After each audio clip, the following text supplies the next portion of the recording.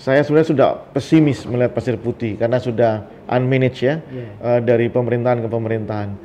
Saya udahlah pakai investor aja lah kalau seperti ini gitu ya. Tapi kemudian beberapa hari yang lalu saya datang ke Pasir Putih melihat banyak orang Surabaya datang ke sana. Saya tanya dari Bali ya, enggak Pak, saya dari Surabaya memang pengen ke Pasir Putih. Loh, aku langsung, loh masih laku berarti Pasir Putih ini. Dari situ saya kemudian mengumpulkan semua, mulai dinas pariwisata, pengurus Pasir Putih, sudahlah kita gerak ya, kita perbaiki. 3 tahun lagi Pasir Putih akan berubah. Saya lihat itu orang kan jutaan tiap tahun lewat situ Bondo. Kenapa kok nggak mampir gitu? Atau stay for someday gitu ya untuk di situ Bondo? Itu nggak juga gitu ya. Oh, rupanya tidak ada yang membuat mereka tertarik datang ke sini. Makanya kita lagi genjot ini kuliner-kuliner ya, produk-produk pertanian, kerajinan kita genjot, termasuk pariwisata yang sudah 3 tahun ini nggak diurus sama sekali.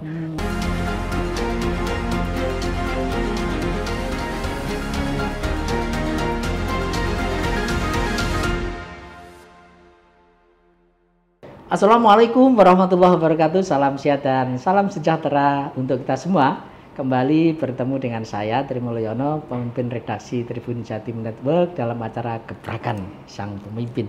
Tribuners, membangun Situbondo naik kelas dalam kebersamaan dan berkeadilan itu adalah cita-cita besar pemerintahan baru di Situbondo di bawah Bupati Muda Mas Yusuf Rio Wahyu Prayogo yang akrab kita sapa Mas Rio. Nah, untuk mengetahui apa sih gebrakan-gebrakan yang sudah dilakukan dan akan terus dilakukan, sekarang saya sudah bersama beliau, orang nomor 1 di Kabupaten Situbondo, Mas Rio. Assalamualaikum. Siap. Apa kabar Mas? Alhamdulillah. Ini saya panggil Mas Rio karena masih muda. Di catatan saya jenengan umur 41 loh, Mas. 41 kemarin 30 Maret 41. Betul, ini waktu terpilih kemarin umur 40. Ini 40. Bupati termuda dalam sejarah di Situbondo. Begitu ya. Tapi nggak tahu lagi ya. Tapi mungkin ya sejarahnya begitu ya. Semangatnya muda, orangnya muda. Mudah-mudahan, mohon doanya pokoknya terus. Ya. Mas Rio, sudah hampir 100 hari lah ya dilantik sejak Februari kemarin, 40 hari. Ini pasti Mas Rio sudah memetakan kira-kira sebetulnya Situbondo potensinya apa, lalu kendalanya apa sih untuk bisa mewujudkan Situbondo naik kelas itu. Gini, sebelum ke potensi ya. Sebelum mencalonkan diri kan saya sudah mendiagnosa itu. Situbondo itu kan saya rasa flat, dari tahun ke tahun itu flat. Bahkan cenderung dia sudah agak tertinggal dengan kabupaten sebelah gitu ya. Nah, dari situ saya berangkat untuk mencalonkan diri, tentunya harapannya bisa mewujudkan naik kelas tadi itu. Nah, apa sih hasil diagnosanya? Satu, ya kemiskinan di Situbondo itu masih yang paling tinggi. Di angka 11,51. Jawa Timur jauh di atas rata-rata provinsi Jawa Timur, ya kan. Nah, itu dulu yang menjadi pintu masuk. Apa sih kira-kira dari hasil diagnosa tentang kemiskinan yang tinggi itu, apa sih masalahnya? Satu, ya tentunya soal pekerjaan ya. Kemudian yang kedua, kalau bicara Gini ratio, ada ketimpangan kesempatan kerja di situ. Terus peluang pekerjaan. Nah, itu kan elemen-elemen ya, apa sih yang membentuk itu? Satu, tingkat pendidikan. Yang kedua, misalnya tingkat kesehatan, ya kan. Yang ketiga, infrastruktur. Ya, layanan dasar itu yang membentuk terjadinya kemiskinan maupun dari pemerataan pembangunan atau Gini ratio itu. Nah, oleh karena itu saya fokus pada 3 hal ini ya. Pertama tentu soal kesehatan ya. Kita punya program Berantas ya. Berobat gratis tanpa batas lah. Namanya Berantas ya. Berantas ya, kayak kali berantas ya. Berobat gratis tanpa batas ya. Nah, supaya orang itu bisa dengan mudah mengakses layanan kesehatan. Dan itu bisa dijelaskan bedanya dengan UHC. Sebenarnya ini produk ya, Universal Health Coverage itu ketika kita tanya ini boleh nggak pakai nama lain? Boleh. Ya, ini kita memilih Berantas karena itu kan kalau Universal Health Coverage itu kan in English ya. Jadi agak sulit lah masyarakat kita itu untuk langsung menjadi top of mind-nya. Nah, dengan Berantas, itu langsung ngeh gitu. Berobat gratis tanpa batas. 24 gitu. jam. 24 jam ya gitu. Dan kedua, pendidikan. Apa sih pendidikan yang mau kita urus? Satu, infrastruktur sekolah. Yang kedua, infrastruktur sumber daya seperti guru-guru yang selama ini itu masih ada itu yang digaji 200.000, 300.000, ya kan? Makanya ketika saya jadi bupati saya nggak mau tahu udah bagaimana anggarannya ada atau enggak. Saya bilang saya nggak mau tahu, ini tahun terakhir gaji guru-guru digaji seperti itu. Bagaimana mungkin kita bisa menghadirkan satu hasanah pendidikan yang sesuai dengan standar, sementara orang yang mengajar itu perutnya masih kosong, ya. Bahkan untuk mengisi dari titik dia tinggal ke sekolahannya saja nggak cukup kalau untuk beli bensinnya, untuk beli makannya gitu ya. Saya percaya bahwa the law of incentive. Kalau insentifnya itu bagus, biasanya output dari kinerjanya juga bagus. Jadi gitu. pendidikan dan kesehatan berkualitas, makanya kita lihat itu yang di atas ya, divisinya Mas Rio kita lihat paling atas ya. Paling atas. Terus kemudian apalagi pendidikan beasiswa. Jadi kami mau genjot supaya orang-orang, adik-adik kita itu jangan khawatir untuk masa depannya, mau S1, S2, S3, kita pasti akan backup. Mas Rio, gagasan-gagasan itu tentu butuh modal ya, butuh dana gitu ya. Sementara ya PAD Situbondo masih di kisaran di bawah 400 ya? Ya, 300 something. Nah, ini penting ya untuk disampaikan. Kira-kira bagaimana Mas Rio untuk menggenjot PEDA ini, terutama sektor wisata dan UMKM, Mas Rio? Gini, ini paradigmatik ya. Selalu ketika ditanya kepada siapapun, terutama di perangkat daerah, ya kita nggak punya uang gitu ya. Begitu ya? Tapi berbeda saya. Makanya saya hampir setiap saat saya bilang, coba kita cek satu persatu ya. Saya yakin anggaran-anggaran yang disahkan ini itu basisnya basisnya pagu. Kalau pagu itu gini Mas, pagu itu minimal maksimal. Sama bikin kegiatan pelatihan. Itu pagu yang dijadikan basis. Nggak bisa kalau model seperti itu, saya bilang begitu. Jangan lagi berbasis pagu, tapi berbasis kebutuhan. Oh gitu, ada teorinya kok, namanya evidence based policy. Jadi membuat kebijakan berdasarkan fakta di lapangan. Saya kasih contoh misalnya, kebutuhan pertanian kita, ya itu kan bagus. Kita kalau dalam kondisi yang normatif saja, padi kita itu surplus, tapi itu masih bisa ditingkatkan, asalkan aliran air, ya baik yang ke tersier itu diperbaiki, sumber-sumber air diperbaiki. Kita fokusan saja anggaran itu ke situ, bukan lagi bikin pupuk cair, bikin macam-macam lah kira-kira gitu ya. Nah, oleh karena itu saya bilang bikin skala prioritas. Skala prioritas sudah ada, tinggal lihat aja di visi misi saya itu aja. Ya, anggaran pertama saya bilang gini di TAPD itu ya, fokusnya adalah untuk kesehatan. Selesaikan dulu kesehatan, berapa kebutuhannya. Lalu untuk pendidikan, baru untuk infrastruktur. Nah kegiatan-kegiatan yang nggak penting, ya kan? Ya mohon maaf, ya harus dihapus. Gitu. Jadi konstruksi masing-masing dinas itu tidak gini loh, tidak hanya nggak buat program, nggak ada impactnya buat masyarakat.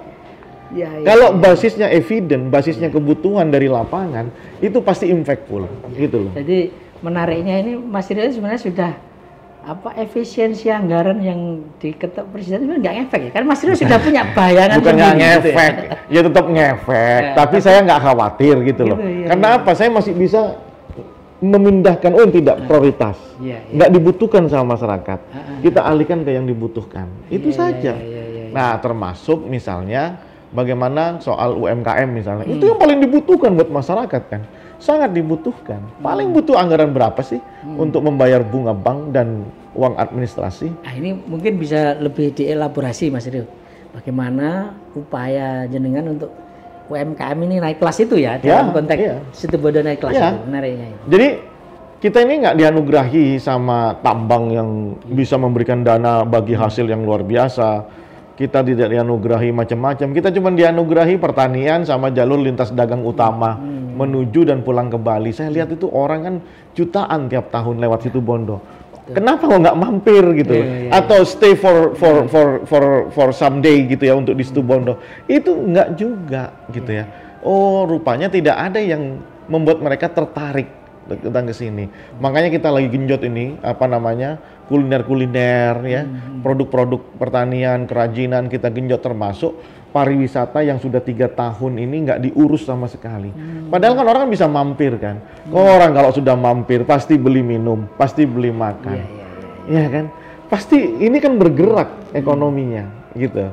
Ya, Mas Rio, kan untuk menaikkan kelas UMKM itu kan dari sisi pendampingannya, permodalannya, lalu pemasarannya. Ya. Nah, itu bisa dijelaskan apa upaya Pemkot ini? Pertama, permodalan. Kita punya Forsa UMKM. Jadi pelaku usaha, terutama yang mikro dan kecil itu, kita perbolehkan memperoleh kredit, bunganya itu kita bayar. Bunganya kita bayar. Keren nih kali ya. Nah, kemudian yang kedua, pendampingan.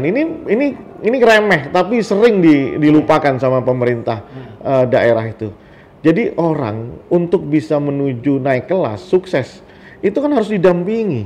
Iya kan, kalau bahasa ininya namanya mentoring gitu ya, mentoring gitu ya. Contoh misalnya bagaimana cara mengurus NIB atau sertifikat halal. Tahu kan pasar halal kita di dunia itu 2,2 miliar. Dan kalau kita pergi ke Arab Saudi misalnya, ya jangan ngomong di situ di Indonesia lah ya. Kalau di potensi pasar ekspornya di Arab Saudi misalnya, itu pemain besarnya adalah China. Padahal kita ini adalah negara dengan komunitas Islam terbesar di dunia, gitu ya. Tapi ini dari China ininya. Nah itu kan potensial. Nah tapi kan harus ada sertifikat halal, harus ada NIB. Ini yang kita gerakkan terus menerus. Ada pelatihan. Sekarang itu coba cek, ada berapa kecamatan sekarang mengumpulkan pelaku UMKM? Tadi coba di kecamatan itu. Ada ratusan, tiap kecamatan dikumpulkan di data, nanti akan ada pelatihan. Itu ya, terus kemudian bagaimana memasarkannya? Pemasaran ini tidak bisa mereka itu mengandalkan.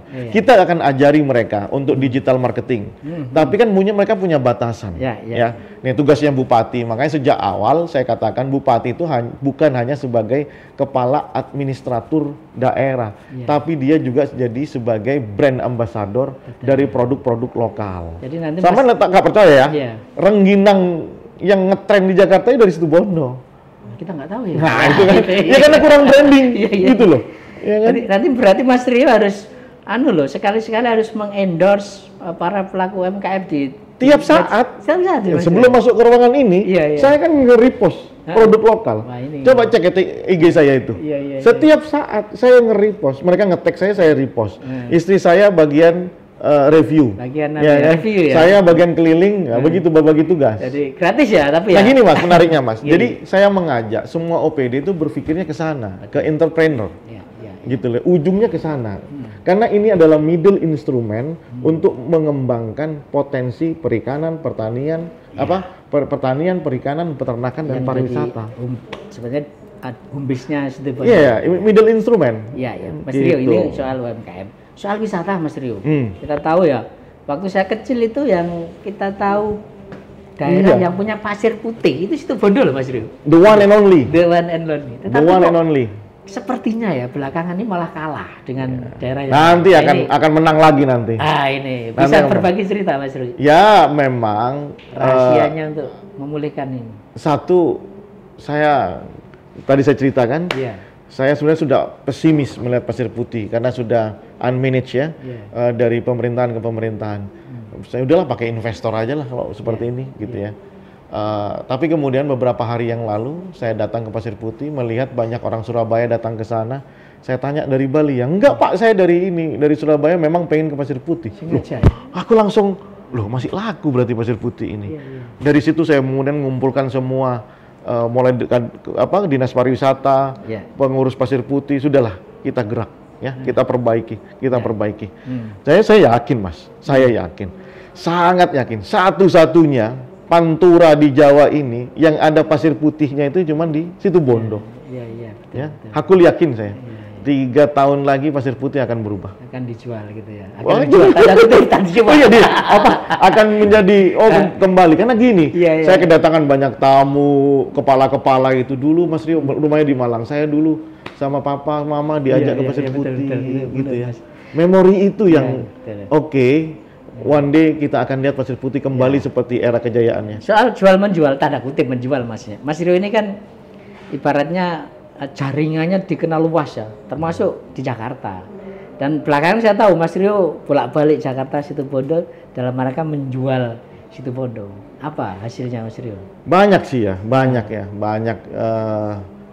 Pertama saya dengan jejaring yang ada, ya karena kita ditinggal di Jakarta aja ya, yang kenal-kenal aja kayak menteri-menteri yang kenal, teman-teman ini banyak sudah yang hasilnya. Mereka paling tidak gini ya, saya secara kualitatif ya. Contohnya beberapa menteri itu nggak tahu kalau Baluran itu punya Situbondo. Banget nih ya. Iya bayangkan. Orang dengan full akses itu nggak, atau illiterate tidak sadar kalau ya tidak salah mereka, betul. ya. Tapi kesalahan kita selama ini membiarkan, tidak melakukan proses branding terhadap yang masif terhadap Baluran gitu ya. Udahlah pasir putih udah terkenal lah. Sekarang Baluran yang sekarang lagi hype, lagi ngetren gitu ya. Itu mereka nggak tahu. Setelah itu punya Situbondo, oh gitu ya.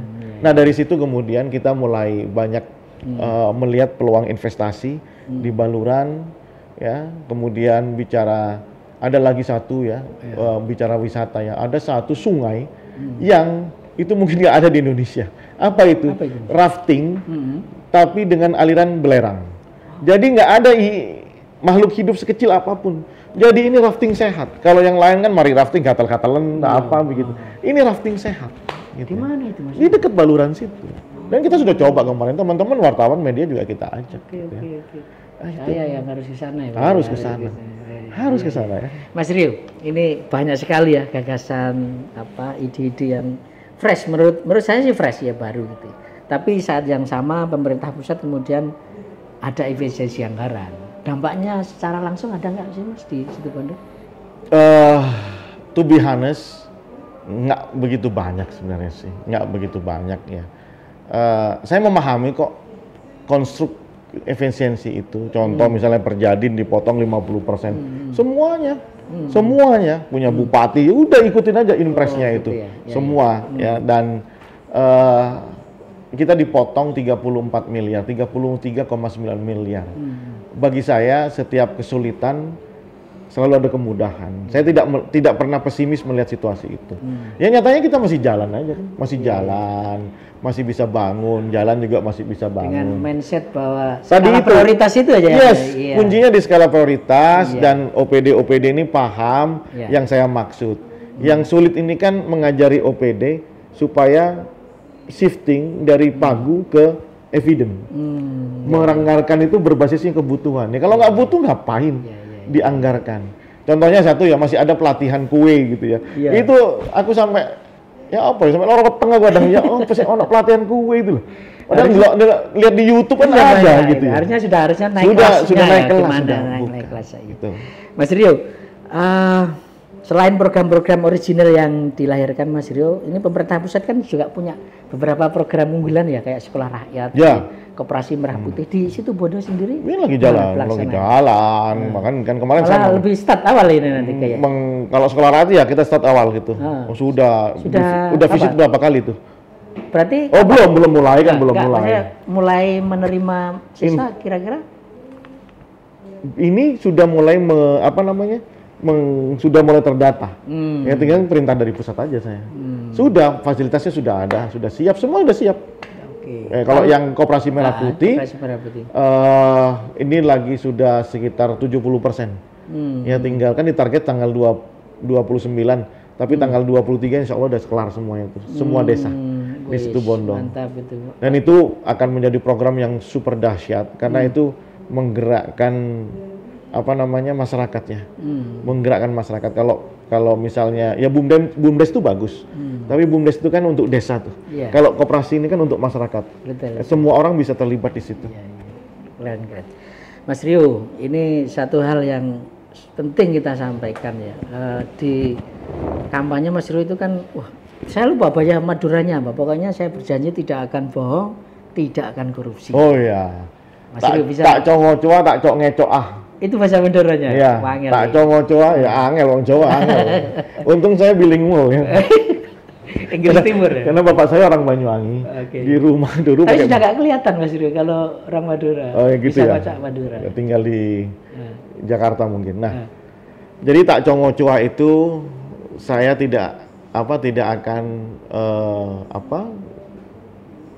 tidak akan membohong lah, tidak akan mencurangi lah ya, tidak akan mencurangi, saya tidak akan cok-ngecok, itu artinya tidak akan mencuri gitu ya.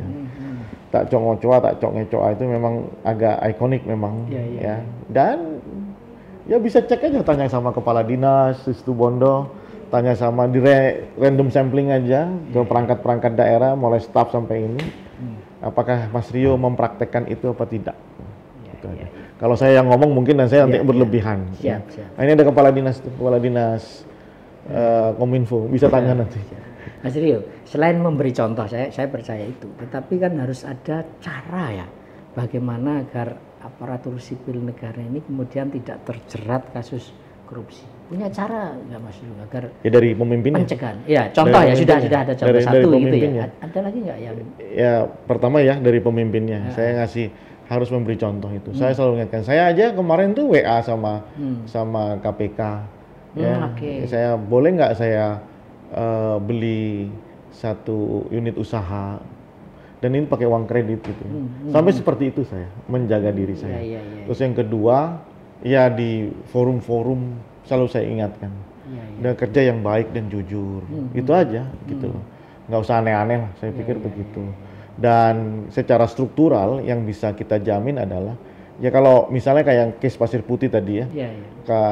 Pasir Putih itu saya bilang gini, udah kita digitalisasi ya. Digitalisasi. Jadi, termasuk kemarin saya tantang itu provider kayak Google, bisa nggak bikin Google Government gitu ya. Itu saya tantang. Kenapa ya? Ini untuk mengurangi kebocoran. Selain contoh, yang kedua adalah digitalisasi. Kuncinya digitalisasi sih kalau mau ini ya, supaya tidak terjadi banyak kebocoran gitu ya. Nah, ini akan mulai dari pajak semuanya mau kita mengarahnya ke sana sudah, ke digitalisasi gitu. Tapi paling mungkin ya kayak orang di khotib Jumat itu loh. Ya kan dia selalu mengingatkan dirinya sendiri sebelum orang lain itu kan. Itu yang kuncinya sebenarnya. Itu yang paling efektif. Birokrat itu begini Mas, birokrat itu sebenarnya manutnya itu sama bupatinya. Kalau bupatinya ke kanan dia akan ke kanan. Kalau bupatinya ke kiri, jadi, dia kan melihat sinyalnya ya. Kalau sinyal berarti nggak panik ya Pak. Pasti mikir juga. Gitu. Mas Rio, yang terakhir saya kira saya itu penasaran. Mas Rio ini kan sukses lah, bila boleh dibilang begitu. Pengusaha ya, dulunya seorang konsultan politik gitu, sudah mapan secara ekonomi. Apa Mas Rio yang kemudian Mas Rio terpetik ya? Ya itu yang saya juga bingung itu. Maju di bupati gitu. Soro loh pasti. Memang saya juga masih agak sampai sekarang saya masih berpikir, aku bupati ya gitu ya. Masih apa ya, tanya aja sama semua orang, gaya saya tetap aja yang nggak berubah. Iya kan? Namanya pendopo. Itu kan kayak sakral apa gitu. Mulai saya jadi bupati semua orang boleh masuk, boleh nongkrong di situ. Ya, kayak sekretariat jadinya. Ya, jadi Tribunan harus tahu juga ya, Mas Rio dulu adalah ketua BEM Universitas Negeri Jember. Ya. Jadi jiwa aktivisnya memang masih kentara sampai sekarang. Iya, masih ya. Dan apa ya, stylenya juga nggak bisa saya berubah gitu ya. Nggak bisa, tetap aja ya selengean ini, nggak bisa. Tapi secara prinsip kan saya nggak begitu ya. Cuman ya, tampilannya kayak gini saya nggak merubah diri. Kembali sama yang tadi, apa yang memotivasi saya? Ya sebenarnya sih setiap saya pulang ke sini tahun sekali gitu. Panggal itu Bondo. Pancat kok segini ya, my fat itu. Nggak ada perubahan yang signifikan. Gitu. Cuman dilewati orang. Bis itu kan banyak. Itu aja sih. Pingin tapi waktu itu sudah yakin saya bisa nih. Kan kita tahu ya jenengan melawan incumbent loh kemarin itu ya. Tapi apa ya? Atau barangkali ada orang Mas Rio yang jadi motivasi besar kemudian secara teknis kan penggawaian saya kayak gini. Jadi soalnya bayangkan ya, saya maju pilkada, saya masih nanganin beberapa pilkada di Indonesia loh. Serius loh. Ini rahasia ya, yang Iya, dibocorkan. iya. Terima kasih. Saya masih ngurus pergi ke Sumatera Utara, saya masih harus pergi ke Sulawesi Tenggara, karena saya masih punya klien yang harus saya urus. Sementara saya juga harus tarung lawan incumbent, gitu ya. Nah, apakah ini keberuntungan? Saya lebih melihatnya ini sebuah ikhtiar. Ikhtiarnya siapa? Ikhtiarnya Rio atau semuanya? Semuanya, ya.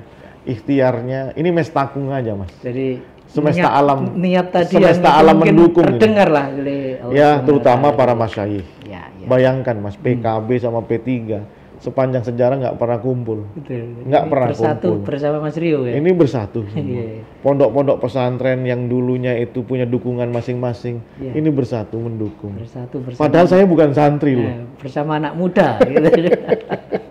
Tapi itu mungkin dorongan ketulusan Mas Rio yang saya ingin ngubah itu pondok gitu. Tidak bisa mengukur ketulusan lah ya. Saya cuman punya mimpi melihat situ Bondo lebih baik gitu, lebih baik ya. Paling tidak ukurannya apa? Ini kan sangat sumir ketika bilang lebih baik karena tidak ada standarnya ya. Tidak ada thresholdnya, tapi coba kita bilang dari 11,51% kemiskinan di 5 tahun mendatang sudah harus di angka 9. Itu baru baik. Jadi Tribuners itu menarik sekali, banyak dagingnya tadi kita ngobrol dengan Mas Rio. Mudah-mudahan cita-cita beliau yang ingin menaikkan situ Bondo naik kelas gitu ya, terwujud. Kita dukung bersama-sama. Saya Tri Mulyono, pemimpin redaksi Tribun Jatim Network, mohon undur diri dulu sampai ketemu dengan tokoh-tokoh muda selanjutnya. Saya akhiri, Assalamualaikum warahmatullahi wabarakatuh, salam sehat dan salam sejahtera untuk kita semua. Download Tribun X sekarang, menghadirkan lokal menjadi Indonesia.